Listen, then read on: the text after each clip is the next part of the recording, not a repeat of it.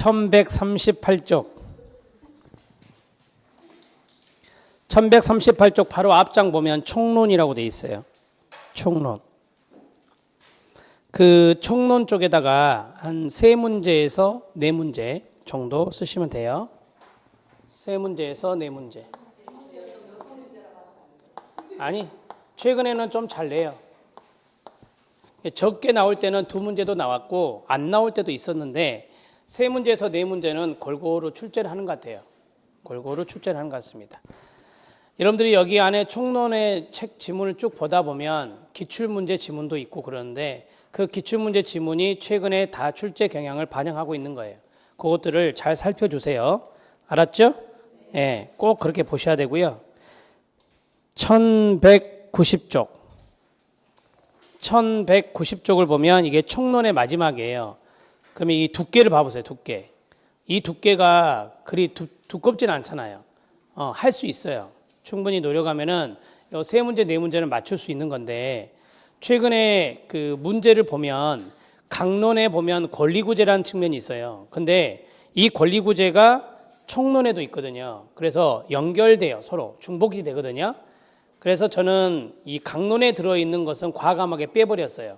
총론을 두껍게 만들 필요가 없잖아요. 강론에도 들어있는데 그게 총론에도 있을 필요가 없으니 그 내용을 뺐어요. 그래서 이 총론이 좀 얇습니다. 그렇게 알고 계시면 되고 여러분들이 나중에 문제풀이 기출문제 풀어볼 때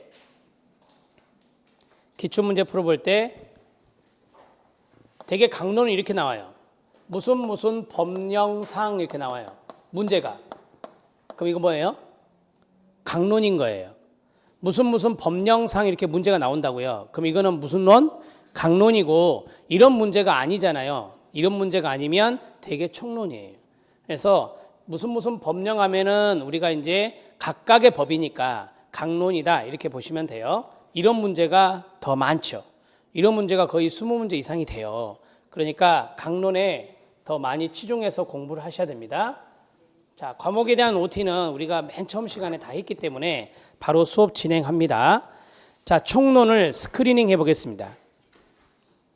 1장 사회복지법의 개념과 용어 정리. 1절 사회복지법의 개념. 2절 사회복지법의 존재 목적. 거기 보면 1번 일반적인 법의 목적이 있나요? 네, 별표 하나. 그 다음에 넘겨서 3절. 이 1장에서 가장 중요한 겁니다. 1장에서 가장 중요한 게 3절입니다. 3절의 별표 3개. 자, 그 다음에 4절 사회복지법의 분류가 있습니다. 사회복지법의 분류에서 자연법, 실정법, 국내법, 국제법, 공사법, 사회법. 오른쪽 일반법, 특별법, 별표. 일반법과 특별법이 시험에 잘 나온다는 소리고요. 실체법과 절차법 참고, 해석 방법 참고. 넘기시고요. 2장. 2장에 보면 역사가 나옵니다. 뭐가 나온다? 역사. 역사에서 2절 영국이 나와요. 저는 이거 수업 안 할 겁니다. 이 정책에서 다 배우거든요. 정책에 그대로 나오고 정책에서 더 풍성하게 이야기해요. 그러니까 이것은 여러분들이 복습용으로 보시면 됩니다. 거기다 쓰세요. 정책론에서 2절에다가 정책론에서 구체적으로 1148쪽 제2절에다가 정책론에서 구체적으로. 자, 정리가 됐고요. 넘어가세요. 한국 3절. 거기 제가 뭐라고 써놨죠? 정책론의 역사 내용을 참고해라 그랬죠? 예, 이것도 거기서 볼 겁니다. 대신 밑줄 친 부분은 제가 터치해 드릴 거예요. 자, 3장 사회복지법의 체계. 사회복지법의 체계에서 오른쪽 사회복지법의 위계구조가 나옵니다. 별표. 자, 넘겨서 2장. 2장에 보면 사회복지 관련 법률 간의 상호 관련성이 나오죠. 동그라미 1번 별표. 그 다음에 2번에 보면은 여러 가지 이야기가 나오는데 이게 바로 그 사회권적 기본권을 이야기하고 있는 거예요. 1160쪽. 1160쪽의 맨 아래 사회권적 기본권의 종류 있나요? 별표. 우리 시험에 이게 나왔죠. 재산권이라고 하는 것은 사회권적 기본권에 들어가지 않거든요. 재산권 X. 자, 3번 사회복지 관련 법률이 있습니다. 사회보장기본법부터 쭉 나오는데 나중에 강론에서 배울 것들입니다. 넘기면 사회복지 조례가 있습니다. 별표. 이 조례는 매년 출제된다고 생각하시면 됩니다. 매년. 5번 사회복지 조례 등 별표 3개. 4장 사회복지법상의 권리의 동그라미요. 자, 넘기시면 2절 헌법의 사회권적 기본권의 성격, 법적 성격이 있습니다. 별표. 여러분 1번 읽어요. 시작. 프로그램 규정설. 3번에 뭐라고 되어 있죠? 정리. 이것만 보세요. 이것만 봐도 됩니다. 자, 그 다음에 넘겨서 법적 권리설의 1번이 뭐죠? 추상적 권리설. 3번에 뭐라고 있죠? 정리. 별표. 구체적 권리설이 있습니다. 밑에 2번에 뭐라고 되어 있어요? 정리. 별표. 핵심이 다 그거거든요. 그 점을 잘 보시라고요. 사회보장수급권 2번 별표. 사회보장수급권의 2번 사회권적 기본권에 분류해서 1, 2, 3 나오죠? 요거 잘 나옵니다. 방가로 2번 별표. 자, 제3절 권리구제가 있습니다. 권리구제 보세요. 매년 나오고 있죠? 매년. 사회복지법제로는 누가 출제한지 제가 알아요. 모 대학 교수님인데 그 교수님은 정말 판례 문제도 잘 내고요. 왜 그런지는 모르겠지만 판례 문제도 잘 내고 권리구제 문제도 잘 냅니다. 그런 것들을 그 교수님의 스타일이 그래요. 권리구제 별표 3개. 자, 이거는 강론에도 있습니다. 어디에도 있다? 강론에도 있어요. 자, 그때 정리가 될 거고요. 5장 사회복지 주체와 법률 관계. 공공의 사회복지 주체가 있으면 뭐가 있겠어요? 민간의 사회복지 주체가 있겠죠. 그래서 이거는 최근에는 잘 안 나오더라고요. 최근에는 잘 안 나옵니다. 자, 민간 제2절 별표 하나만 치세요.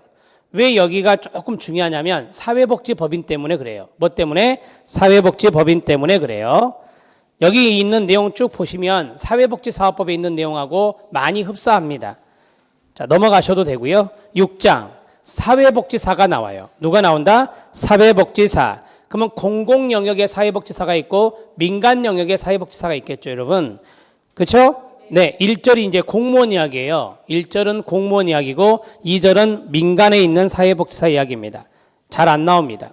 7장 국제법과 사회복지. 이게 제일 마지막 부분인데 제1절 국제인권규약 별표 하나. 제2절에 보면 1번 사회복지 국제화의 원인 별표 하나. 그 다음에 맨 아래 사회보장 최저기준 조약이라는 게 있어요. 별표 하나. 자, 넘어가시고요. 넘어가면은 오른쪽에 3번 아동의 권리에 관한 국제협약. 약칭 뭐라고 하죠? 아동권리협약 별표 2개. 시험에 잘 나오는 겁니다. 1185쪽 3번 별표 2개. 자, 넘어가셔도 됩니다. 제3절 우리나라와 외국과의 사회보장 조약 일명 협정인데요. 별표 2개. 여기서는 1번과 2번이 잘 나옵니다. 우리나라가 다른 나라와 협정 맺은 국가 이런 거 안 내고요. 1번과 2번 정도만 기억하시면 됩니다. 됐습니까? 됐어요? 네, 여기까지가 총론입니다. 총론. 자, 총론 들어갑니다. 총론은 3강 정도면 끝낼 수 있습니다. 3강 정도, 빡세게 하면 3강. 자, 1138쪽 사회복지법의 내용을 보죠. 2번 사회복지법이라고 하는 것은 사회복지와 법이라는 용어가 합쳐진 단어입니다. 사회복지부터 봅니다. 사회복지를 사회보장과 동일하게 파악하는 입장에 따르면 사회보장은 여러분 그 밑줄 지문이 자 들어요. 앞에 봐요. 사회보장기본법에 나와요. 사회보장기본법에서 나오는 시험에 잘 나오는 지문이에요. 제가 밑줄 친 것은 법조문에서 법령에서 밑줄 친 것은 시험에 잘 나오는 지문이니까 눈여겨보셔야 돼. 알았죠?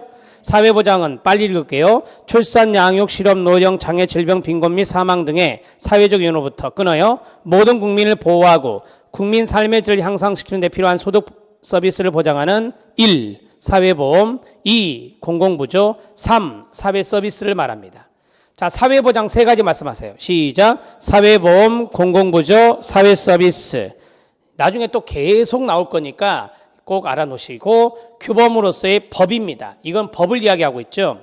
사회규범입니다. 강제규범이고요. 문화규범이고, 당위규범이고요. 행위규범이고, 재판규범입니다. 자, 임의규범 X라고 쓰세요. 법이라고 하는 것은 임의규범이 아니라 강제규범입니다. 강제성이 있어요. 형식적 의미의 사회복지법과 실질적 의미의 사회복지법이 있습니다. 외적 형식을 갖춘 재반복규를 형식적 의미라고 이야기하고요. 실질적인 것은 법의 존재 형식과 명칭에는 관계없이 법 규범의 시작, 내용, 목적, 기능에 따라서 사회복지법의 개념을 규정하면 실질적 의미의 법이라고 합니다. 참고적으로 알아놓으시면 돼요. 여러분, 우리는 외형적으로 법의 형태가 있어요, 없어요? 있죠? 그게 형식적인 거고요. 법 안으로 들어가면 법의 내용이 있어요. 목적도 있고, 그것은 뭐다? 실질적 의미의 법이에요. 알았죠? 오케이. 2절. 사회복지법의 존재 목적. 일반적인 법의 목적 첫 번째 시작. 사회정의 실현. 두 번째 법적 안정성. 세 번째 사회 질서의 유지. 여러분들이 일반적으로 아는 게 뭐냐면 질서 유지. 질서 유지를 위해서 법을 만든다. 이렇게 알고 계세요. 자, 그러면 첫 번째 사회정의 실현. 이 정의는 저스티스를 말해요. 저스티스. 사회정의 실현하기 위해서 법을 만든다. 자, 평균적 정의가 있고 배분적 정의가 있다. 평균적 정의에서 동의어 말씀하세요. 시작. 절대적 정의, 산술적 정의, 교환적 정의. 배분적 정의의 동의어는 뭐예요? 상대적 정의라고 합니다. 제가 이걸 아주 쉽게 말씀드릴게요. 보세요. 정의라고 하는 녀석은 평균, 적, 절대적, 산술적. 요 정도만 하시면 됩니다. 정의가 있고, 그 다음에 비례적 정의다. 비례적 정의는 상대적 정의라고 한다. 자, 사례부터 들어가면 쉬워요. 봐요. 이 사람 A라는 사람과 B라는 사람이 똑같은 범죄를 저질렀어요. 형량이 똑같아야 돼요. A라는 사람은 중범죄를 저질렀고요. B라는 사람은 경범죄를 저질렀어요. 그럼 형이 A가 더 많아야 돼요. 맞죠? 네, 그게 바로 요거예요. 그러니까 평균적 정의는 뭐냐면 같은 것은 같은 방법으로 해요. 시작. 같은 것은 같은 방법으로 해요.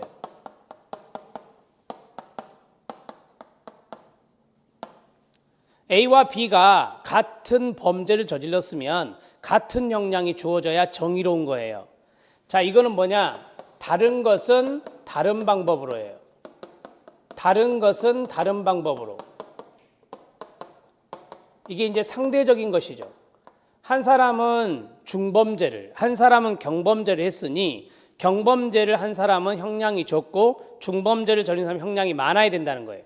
그게 바로 비례라고 하는 거예요. 상대적인 거다. 그래서 이 두 가지를 이렇게 정리하면 쉽습니다. 알았습니까? 네. 이제 빨리 읽을게요.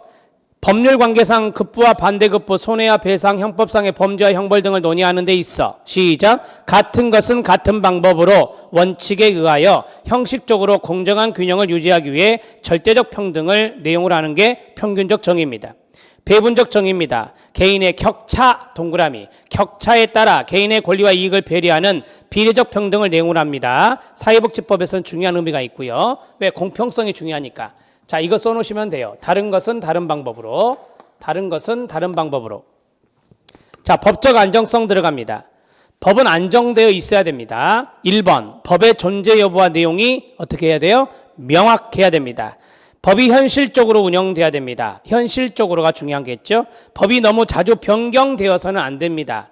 법이 선량한 국민의 의식과 일치되어야 합니다. 그게 바로 법적 안정성이라고 말합니다. 자, 사회 질서의 유지. 이거는 여러분들이 아시니까 읽지 않겠습니다. 사회복지법의 존재 목적 이념이 있는데요. 우리는 이제 사회복지를 생각해요. 위는 아까 일반적인 법이고 이제 사회복지 측면으로 봐요. 모든 국민의 시작 인간다운 생활 보장 가로 묶고요. 자, 건강하고 문화적인 생활 영위하도록 하고 특히 소득 재분배 가로 묶고요. 소득 재분배는 복지 쪽이라고 말씀드렸어요. 소득 재분배를 위하여 사회적 약자의 자활과 자립을 지원하고 사회복지를 증진하여 사회통합 또는 사회연달을 이루는 데 목적이 있는 게 사회복지법입니다. 됐습니다. 넘어가시죠. 자, 성문법과 불문법이 있습니다. 이거는 여러분들이 노트에 쓰셔야 돼요. 노트에 쓰고 이걸 끝낼 겁니다. 자, 보세요. 법의 존재 형식.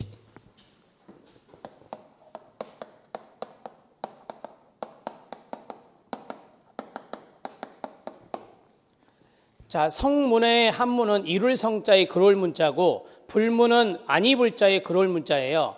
문서의 형식을 갖췄냐 갖추지 않았냐 우리가 직독직히하면 그렇게 되는데 그건 신경 쓰지 마시고 자, 위에다가 성문법을 쓰고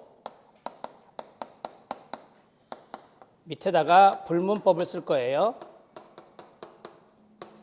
먼저 이걸 구분하는 게 가장 중요하겠죠. 성문법, 불문법 순서대로 써야 되는데요. 헌법, 법률, 명령, 조례, 규칙 그리고 CF 국제법규. 국제법규도 어디에 들어간다? 성문법에 들어간다는 소리예요. 자, 읽어요. 시작. 헌법, 법률, 명령, 조례, 규칙. 이게 윗상자, 아래하자. 이게 최고의 상위법이 됩니다.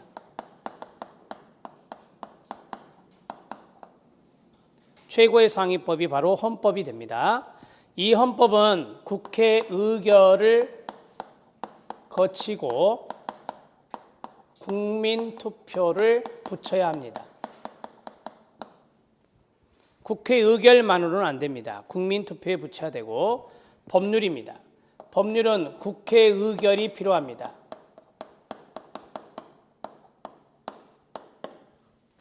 지금 여의도에 있는 국회의원들이 만드는 게 법률이라고 합니다. 자, 이 법률이 만들어지면 명령이 나오는데 그 명령은 시행령과 시행규칙이 있습니다. 시행령은 대통령이 공포한다 해서 대통령령이라 하고 그 다음에 이 밑에 시행규칙이 있습니다. 시행규칙은 총리가 명령을 발하면 총리령이고 각부 장관이 명령하면 부령이 됩니다. 조례는 지방의회의 의결을 거칩니다. 지방의회의 의결을 거쳐서 이루어지는 게 조례입니다. 규칙은 지자체의 장이 제정합니다. 지자체의 장이 제정하는 겁니다. 이거는 지방의회의 의결이 필요 없습니다. 지방의회의 의결을 요하지 않습니다. 이게 최근에 시험에 나온 거죠. 지방의회 의결을 받아야 된다. 규칙 틀려요. 이 두 가지를 묶어서 뭐라고 하느냐. 지방정부와 상관이 있어서 자치법규라고 합니다. 두 가지를 묶어서 뭐라 한다? 자치법규라고 합니다. 우리 시험은 그렇게 깊이 있게 안 나와요. 깊이 있게 안 나오니까 이 정도만 쓰시면 되고 가장 상위법이 이거면 가장 하위법은 뭐예요? 규칙이에요. 규칙이 가장 하위법이 됩니다. 규칙이 가장 하위법이 됩니다. 국제법규는 국내법과 동일한 효력을 갖습니다. 국제법은 국내법과 동일한 효력을 갖습니다. 그리고 국제법규는 성문법에 들어간다는 것도 기억하십시오. 자, 이제 국제법규만 빼고 상위에서 하위로 쭉 해봐요. 시작. 헌법, 법률, 시행령, 시행규칙, 조례, 규칙 이렇게 가야 돼요. 알았죠? 만약에 이게 없으면 명령이 나올 거고 이 명령의 령이 바로 이거예요. 시행령. 대통령령, 총리령, 부령. 그래서 다 명령에 해당됩니다. 불문법 들어갑니다. 불문법은 세 가지. 관습법. 관습법은 관행을 중시하는 겁니다. 판례법. 판례법은 선례 기속주의에 따릅니다. 대법원 판례가 있고 헌법재판소 판례가 있습니다.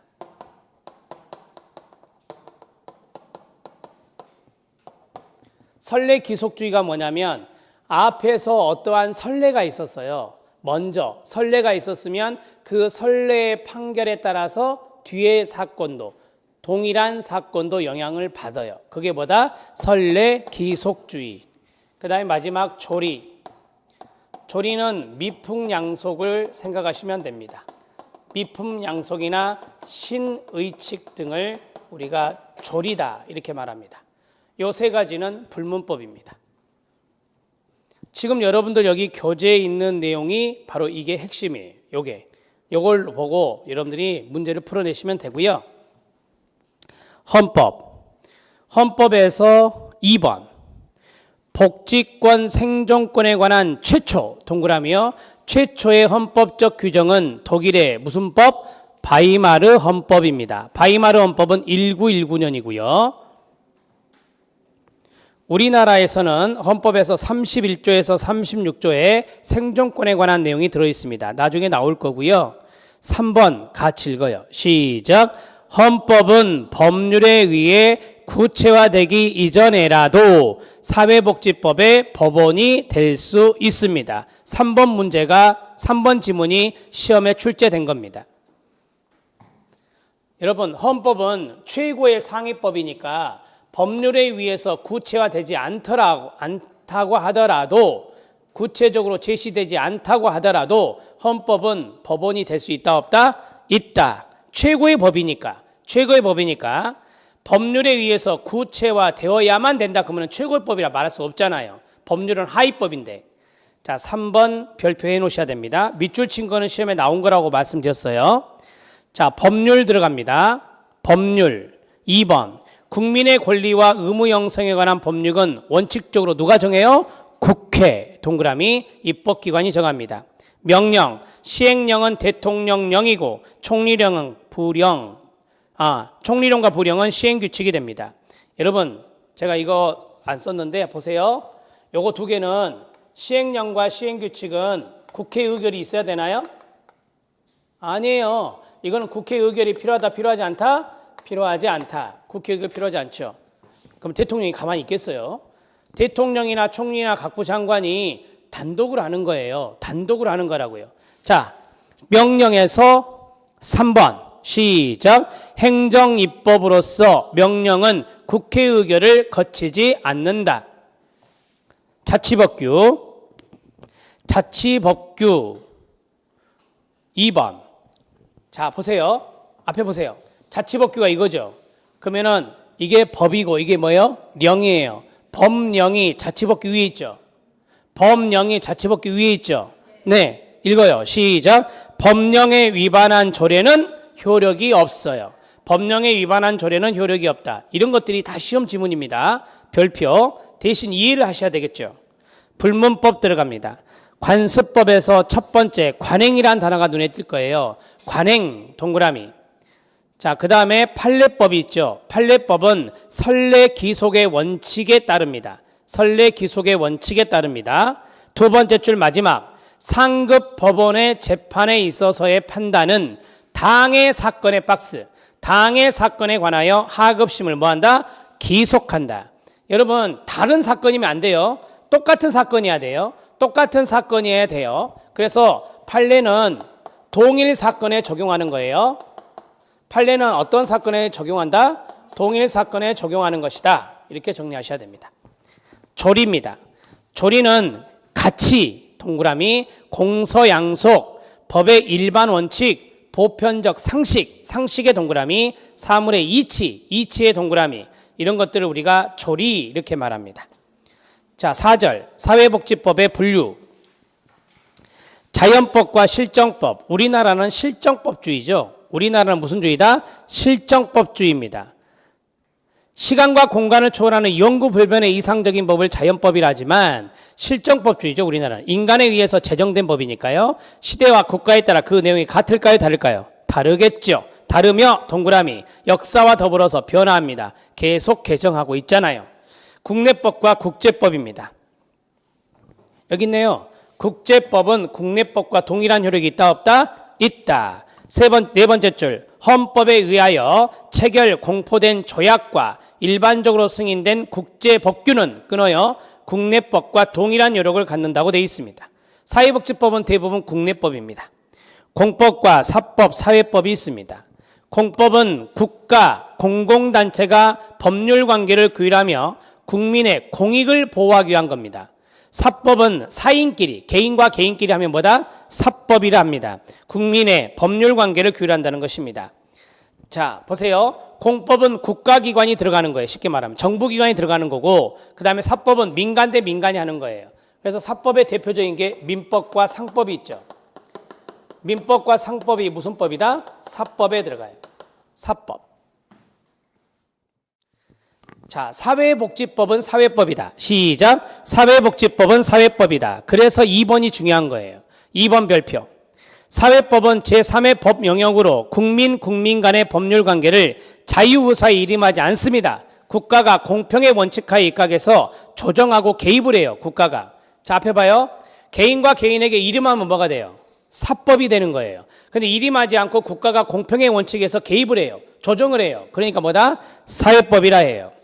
자, 사회법에 해당되는 게 경제법, 노동법, 사회복지법이 여기에 속합니다. 사회복지법의 동그라미. 자, 오른쪽에 의 별표. 자, 그 내용은 자, 판서할 건데요. 자, 보세요. 사회법이 등장하기 전에가 뭐죠? 시민법이. 그게 뭘로 바뀌죠? 사회법으로 바뀌어요. 이게 뭐라고요? 시민법. 근대가 되고요. 여기는 현대가 되는 거예요.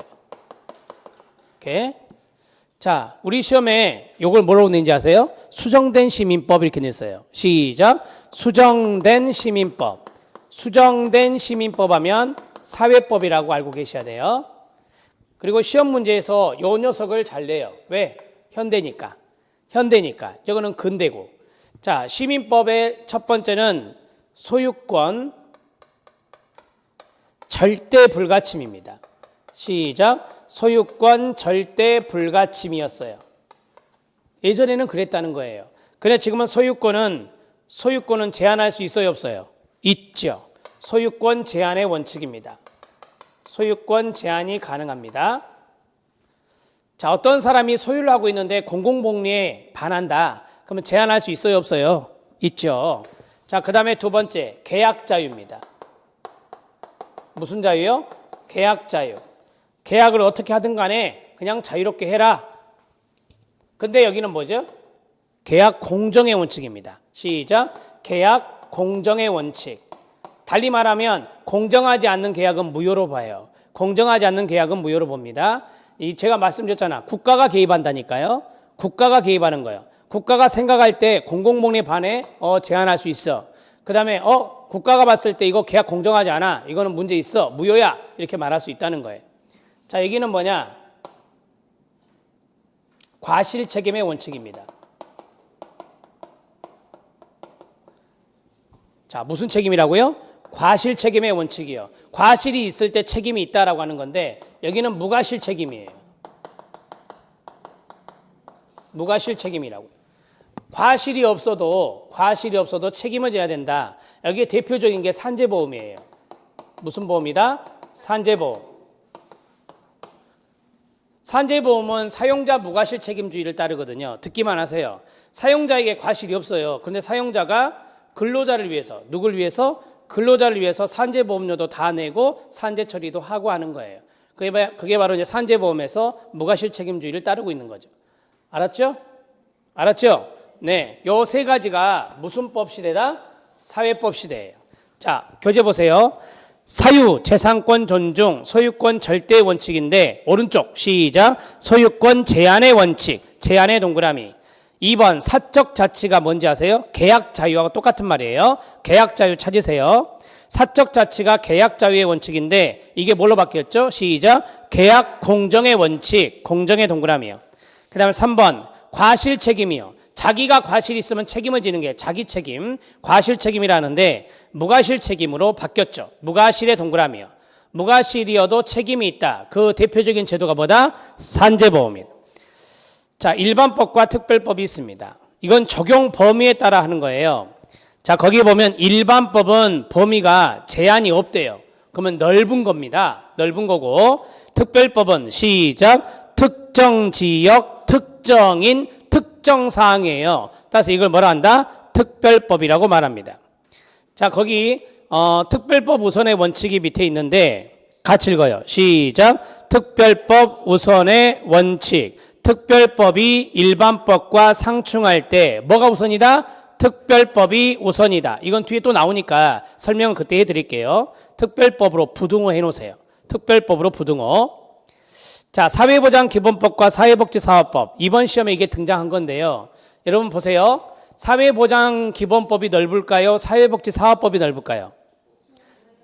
그냥 기본적으로 생각하세요. 앞에는 사회보장이고 뒤는 사회복지잖아요. 사회보장이 넓겠죠. 그래서 사회보장기본법이 넓으니까 사회보장기본법이 일반법이고 사회복지사업법은 특별법이 돼요. 뭐가 우선이에요? 사회복지사업법이 우선이겠죠. 1번 읽어요. 시작. 사회보장기본법과 사회복지사업법의 규정이 상충되는 경우에는 사회복지사업법이 우선 적용됩니다. 사회복지사업법이 무슨 법이니까? 특별법이니까. 자, 절차법과 실체법이 있습니다. 자, 밑에 사회서비스 영역의 법제는 실체법 규정과 절차법적 규정을 두고 있습니다. 여러분 우리가 보세요. 권리구제라고 하는 게 있죠. 권리구제. 자, 내가 어떤 것에 대해서 침해를 받았어요. 그러면 어떤 루트를 통해서 권리구제를 받아라 라고 돼 있어요. 법조문에 보면. 이게 바로 절차예요. 절차. 뭐라고요? 절차. 그래서 절차법적 규정이 있다고요. 대부분이 실체법적 규정인데 거기 안에도 절차법적 규정이 있다는 거예요. 근데 그 절차법적 규정이 뭐라고요? 권리구제. 시작. 권리구제. 권리구제를 써놓으시면 돼요. 자, 밑에 있는 것은 참고하시면 되죠. 형사소송법, 민사소송법 이런 것들이 다 절차법에 들어간다고 합니다. 자, 5절은 참고 안 보셔도 됩니다. 항리해석, 유권해석 이런 게 있는데요. 유권해석이 조금 의미 있죠. 항리해석은 학문적으로 해석하는 거라. 자, 유권해석은 국가 또는 법적으로 법을 해석할 수 있는 기관의 해석인데요. 법규 해석 내용이 구속력을 갖는 경우로서 세 가지가 있습니다. 시작. 입법 해석, 사법 해석, 행정 해석. 행정 해석은 행정관청의 회답, 훈령, 지시 등으로 이루어지는데요. 자, 앞에 보세요. 국회의원들이 이걸 보고 해석할 수 있잖아요. 입법 해석이에요. 사법부, 즉 저기 대법원이나 고등법원이나 이런 데서 해석할 수 있죠. 이게 뭐예요? 사법 해석이에요. 예? 그 다음에 행정기관이 이걸 해석할 수 있어요, 없어요? 있죠. 그게 뭐예요? 행정 해석, 행정입법, 행정 해석이라 해요. 그러니까 해석은 세 가지가 있어요. 시작. 입법 해석, 사법 해석, 행정 해석. 우리나라는 3권이 분립돼 있죠. 분립돼 있잖아요. 각각에 대해서 그 주체들이 해석을 하겠죠. 그게 바로 각각의 해석이라고 보시면 돼요. 자, 학리 해석은 학술적 입장에서 하는 거예요. 무슨 입장에서? 학술적 입장에서 학자들이 하는 겁니다. 재판에는 관련이 없겠죠. 재판에는 관련이 없는 것이 바로 학리 해석이라 합니다. 나머지는 안 보셔도 되고요. 자, 이번 첫 번째 시간에서 좀 여러분들이 가장 중요한 건 3절입니다. 요거는 반드시 한 문제거든요. 그래서 한 문제는 여러분들이 짚고 넘어가야 되니까 요거 꼭 알아놓으시고, 그 일반법과 특별법은 뒤에 우리가 뭐 상위법 우선의 원칙 이런 게 나와요. 그때 다시 한번 나오니까 그때 판서가 이루어질 겁니다. 자, 1장은 끝냈고요. 2장은 조금 쉬었다가 역사적인 부분을 필요한 부분만 보겠습니다.